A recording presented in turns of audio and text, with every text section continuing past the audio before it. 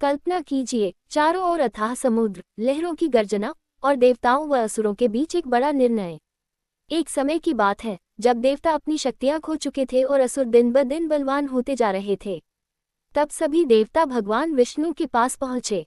उन्होंने समाधान बताया, यदि अमृत चाहिए तो समुद्र का मंथन करना होगा।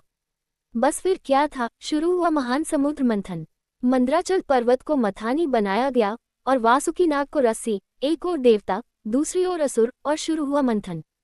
जैसे जैसे मंथन आगे बढ़ा, समुद्र से एक एक कर अद्भुत चीजें निकलने लगी। पहले निकला भयानक विष, जिससे पूरा संसार संकट में पड़ गया। फिर भगवान शिव ने उस विष को पीकर संसार की रक्षा की।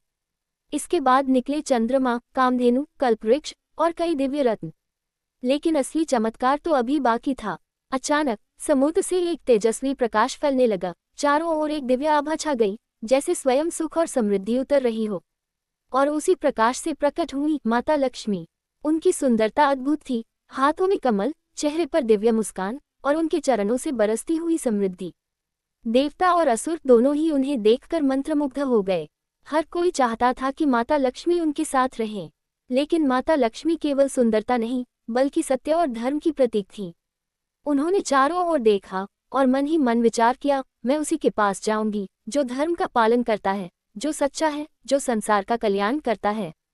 और फिर वे धीरे धीरे आगे बढ़ी।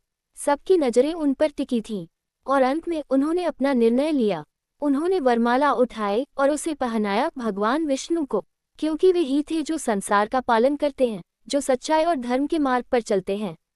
जैसे ही यह हुआ, पूरा ब्रह्मांड खुशियों से गूंज उठा। देवताओं के चेहरे खिल उठे और तभी से यह माना जाने लगा, उंगली से दाहिनी ओर इशारा जहां सच्चाई होती है, उंगली से दाहिनी ओर इशारा जहां